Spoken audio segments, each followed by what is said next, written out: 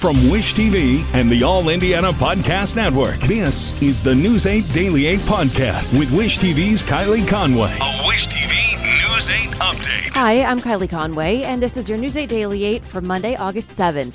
It's going to be mostly cloudy almost all of the day today. Storms could be thrown into the mix until sunset, but most storms will not become severe.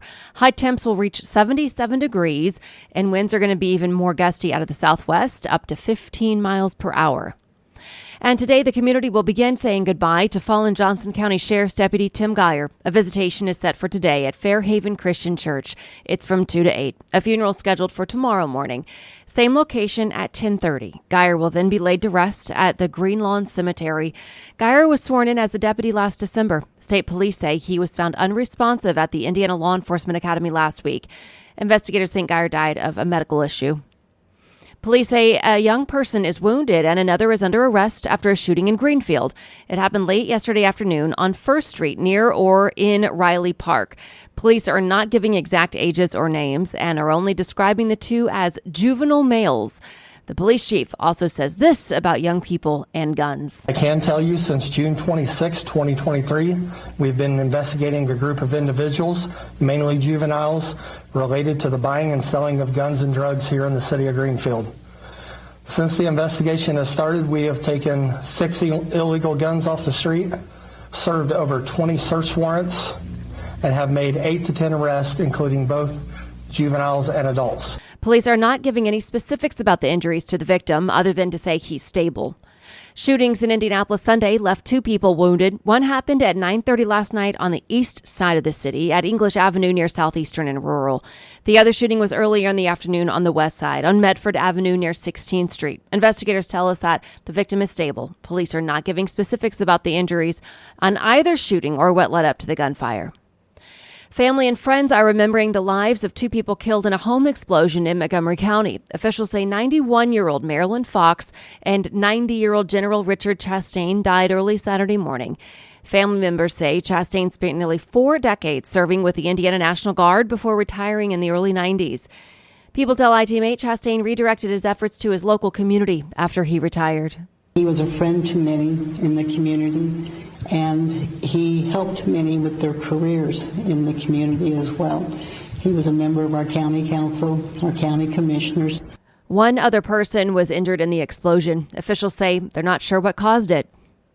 Officials in Lawrence Township say a pilot program to reduce evictions is working. Now, more local townships want to adopt the same plan. Lawrence Township's Small Claims Court received a $500,000 national grant last year. It was one of 12 courts nationwide to get the grant. The money pays for a facilitator to help negotiate between landlords and tenants facing eviction. And a local judge says it is really helping. We find that a lot of the self-represented landlords actually enjoy going to see the facilitator first to work out payment arrangements and negotiate resolutions to their cases because both sides can feel uncomfortable coming to court. Court records show that there were nearly 1,100 eviction filings from January through May of this year, but 90% were dismissed. A second group of courts to receive the grant will be announced later this summer. 5 other Marion County townships have applied. In your Vote 2023, Wish TV is introducing you to mayoral candidates across central Indiana. Ronald Morrell Jr. is challenging incumbent Jess Allenbaugh for mayor of Marion. Morrell sat down with News 8's government reporter Garrett Berquist for Sunday's edition of All Indiana Politics. Ronald Morrell Jr. is a business owner and a minister in Marion. He tells me reviving that city's economy is central to his campaign. Marion has always been a blue-collar town, so what I want to do under the Workforce Initiative is encourage the trades. So I grew up laying floor covering. My family owns a floor covering company, and I'm a firm believer in the trade, so I want to make Marion, let's go for the biggest, say the trades capital of Indiana, where we teach and encourage the trades and we produce high-quality trades, men and women out of our city. Would that take the shape of a partnership more with the local school district, Ivy Tech, mixture of both? Yes, we're looking forward to working with Ivy Tech, our local university, Indiana Wesleyan, and our local Marion community schools. Are there any particular trades that you want to really focus on bringing back to Marion? I like all of them, but I know The electrical trade, electricians, are something that we need. I had a chance to meet with electricians, and welders. I had a chance to meet with local manufacturers, and they all shared the common issue that they have is finding skilled tradespeople to fill those roles. So, and welding is one of the number one things, is electricians being second. So I wanted to double down on those two. Is there a risk that if you double down on one or two trades in particular, Marion's economy might again become too dependent on one or two industries? I think that we have to start somewhere. So we double down on those first two, then we can continue to develop and do more, but we have to start somewhere. What about trades in the information technology sector? Do you anticipate trying to bring some STEM or STEM-related careers into this as well? Coding is something I think that really fits into that, and one of our local universities has just recently purchased a coding company, and I would love to partner with them to be able to teach I call them the trades of the future. We have the hand trades that we've been doing for years now, and now we need to also establish the trades of the future. All Indiana Politics airs every Sunday morning at 9:30 right here on Wish TV. I'm Garrett Bergquist for Wish TV, wishtv.com, and like us on Facebook. Ahead of a possible showdown in court, Mike Pence and attorneys for former President Donald Trump are delivering sharply different takes on what happened after the 2020 election. In dueling Sunday morning talk show appearances, Pence and Trump's team set the stage for possible testimony in Trump's criminal cases. Federal prosecutors indicted Trump last week on charges from the election aftermath. A key area of conflict, whether Trump asked his vice president to overturn the election. One of the last and the ultimate requests that President Trump made was to pause the voting for 10 days to allow the states to recertify or certify or audit, and Mr. Pence rejected that as well. President Trump was wrong then, and he's wrong now. I had no right to overturn the election. It's very clear that under the Constitution of the United States, Article 2, my responsibility as Vice President, as President of the Senate, was to preside over a joint session of Congress where the Constitution says the electoral votes shall be opened and shall be counted. Pence testified in front of a grand jury in April. He says he has no plans to do so at trial, but will comply with the law if asked to do so.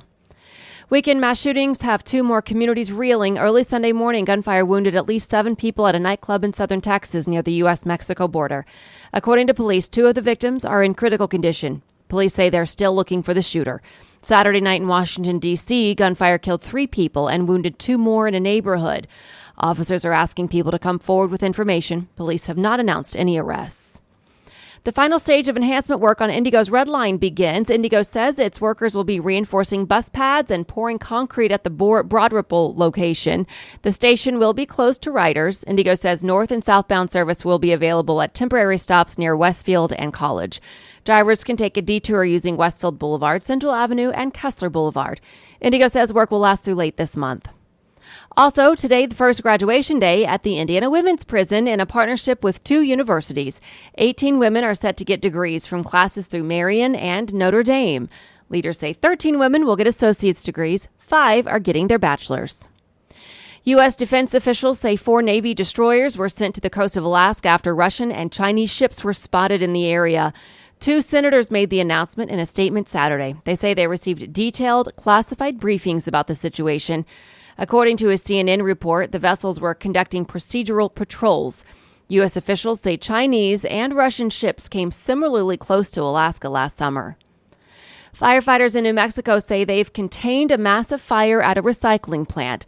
The fire started yesterday afternoon in Albuquerque. Crews say it started outside the plant, spread to a truck, then reached a building that was largely filled with plastic.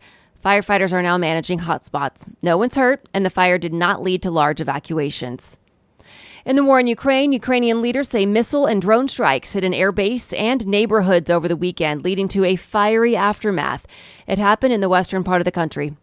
There is a lot of damage. A fire at a grain elevator that followed the airstrikes is among some of it. The Ukrainian Air Force says it did manage to shoot down several missiles before they hit. More conflict in the West Bank as Israeli soldiers killed 3 Palestinians that Israel claimed were about to carry out an attack. Soldiers shot the 3 men Sunday as they were driving away from a refugee camp in the northern West Bank. It's the latest violence connected to the camp. Israel carried out a 2-day offensive there last month, killing 12 Palestinians. An Israeli soldier also died. China is accusing the Philippines Coast Guard of trespassing in its waters. Chinese officials say 2 Filipino supply vessels and 2 Coast Guard vessels illegally intruded into Chinese waters yesterday. Earlier in the weekend, the Philippines accused China of firing water cannons and making dangerous moves. The Philippine military says China was trying to block a supply boat from delivering a new batch of supplies. Rescue efforts are underway after 2 migrant boats sank near Italy. The country's Coast Guard says crews have rescued nearly 60 people so far. It says 3 people have been found dead, including a 3-year-old and a pregnant woman. The Coast Guard says the boats left from Tunisia several days ago. It says rough waters and large waves likely caused the shipwreck. Simone Biles is back on top of her sport. She returned to competition over the weekend at a meet in Chicago, winning the all-around title. She last competed 2 years ago in an Olympics effort that she cut short in Tokyo. In Chicago, Biles won 3 of the individual categories on her way to the victory. She says she's thankful for the support she's gotten in her time away from the sport. Gymnastics has helped shape me and the people around, but I'm really excited about life and what's to come and how I've changed and evolved as a person. The win qualifies Biles for the national championships later this month in California. Barbie breaks another box office record. The movie has raked in more than $1 billion in global sales since its release 3 weeks ago. The record makes Greta Gerwig the first solo female director with $1 billion movie. Just 53 movies in history have made more than $1 billion. And to business headlines, Jane King explains the top tips to avoiding any problems when signing contracts. Read all contracts in full before you sign and make sure there are no blank spaces that can be filled in after you sign. Ask questions and make sure the assurances made by a salesperson are the same as those written out in the contract. Now, there are stories of people ordering items online with 2 weeks free or a 30-day supply of an item. The trouble is it's hard to cancel, and sometimes those terms are spelled out in the fine print. Travel agencies love to promote all-inclusive resorts, but if you don't take the time to read the fine print for a resort claiming to be all-inclusive, you could end up being disappointed. Despite stories like these, most of us don't read the fine print, but it's important to do so, or we could end up facing fees or conditions that we didn't anticipate. At a minimum, experts say skim the fine print. Keep an eye out for asterisks or superscript numbers or letters. If you see an asterisk but no additional information, that is a red flag. Also be on the lookout for words or phrases like our affiliates or partners, third party, while supplies last, an introductory offer. All of those are terms that the contract may not be exactly as first advertised. From the NASDAQ, I'm Jane King. This has been your News 8 Daily 8 for Wish TV. I'm Kylie Conway, online at wishtv.com, and like us on Facebook when you search Wish TV. This is the News 8 Daily 8 podcast with Wish TV's Kylie Conway. A Wish TV News 8 update on demand. For even more, on demand and on the go. Connect with Wish TV on Facebook at wishtv.com and on the free Wish TV mobile app.